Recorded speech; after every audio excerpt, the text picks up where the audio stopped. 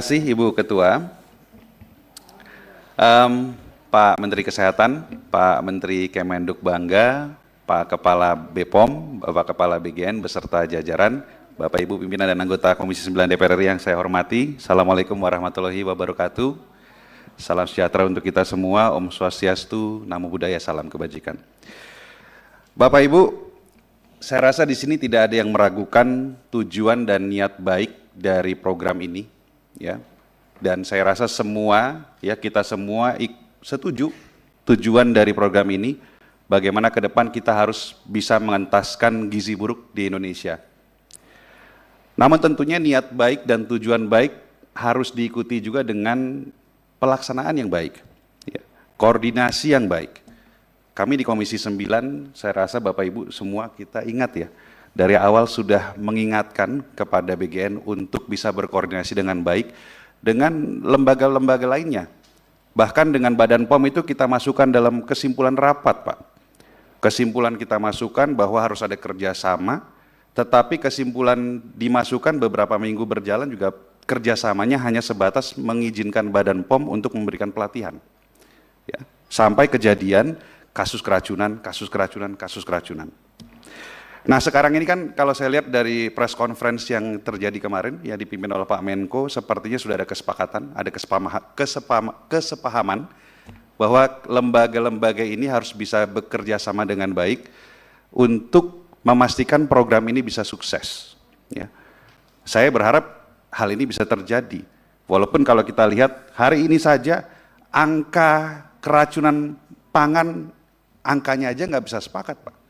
Angkanya Kemenkes 9.492, angkanya Badan POM 9.089, angkanya BGN 6.457. Ya, angka aja nggak bisa seragam. Oh mohon maaf, kalau dari BGN bukan keracunan makanan lagi, tapi terminologinya apa tadi?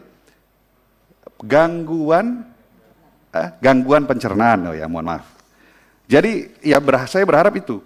Kalau kerjasama tidak bisa dibangun dengan baik, maka public trust terhadap program ini akan semakin turun, Pak.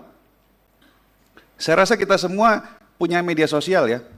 Kalau kita buka sosmed hari-hari ini seperti yang disampaikan Ibu M tadi ya, banyak itu berseliweran konten-konten, ya termasuk ajakan untuk menolak MBG.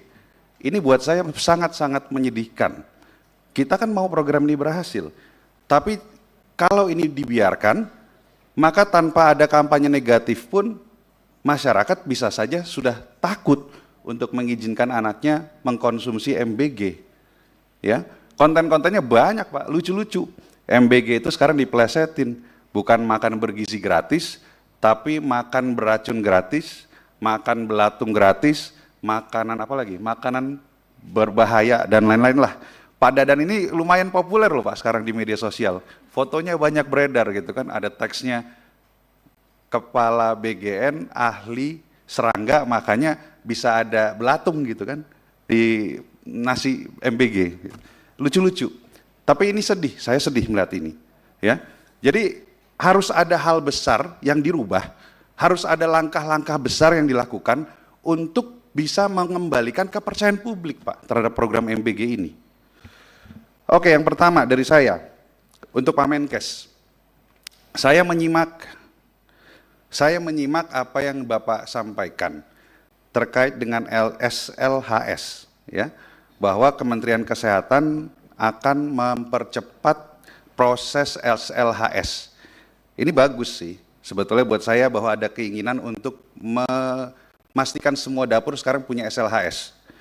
Tapi kalimatnya Pak Bapak ini membuat saya juga menjadi was-was. Mempercepat jangan sampai mengurangi kualitas, Pak. Saya punya 2 dokumen nih, Pak. Ya. Yang pertama adalah Inspeksi Kesehatan Lingkungan SPPG, ini yang dikeluarkan oleh Kemenkes, dan juga Inspeksi Kesehatan Lingkungan yang biasa digunakan untuk jasa boga. Dan 2 dokumen ini ternyata tidak sama. Banyak yang kalau dalam industri makanan biasa itu ada, kalau untuk SPPG dihilangkan, tidak ada. Contoh, persyaratan tentang sistem drainase di area luar bangunan, lalu persyaratan teknis lah, banyak sekali teknis. penggunaan APD, pencahayaan ruangan terdapat tempat sampah di penyimpanan umum, lalu pencucian peralatan terpisah dengan area dan lain-lain. Jadi banyak yang ada di industri makanan atau di dapur pada umumnya, tetapi kenapa SPPG tidak ada hal-hal yang seperti ini?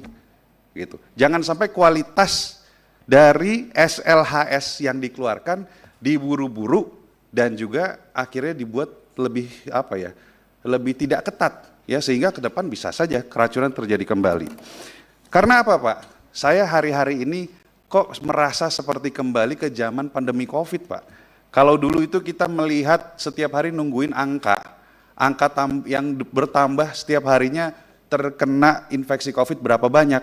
Hari-hari ini, setiap hari kita nungguin, hari ini kejadian keracunan di mana lagi? 2 hari lalu di Ciamis sama di Lampung. Kemarin di Jakarta sama di Garut. Hari ini mau di mana lagi, Pak? Gitu. Maka dari itu, Pak, SLHS jangan diterbitkan asal-asalan. Ya, saya minta SLHS dibuat ketat sehingga dapur-dapur juga mengikutinya dengan baik.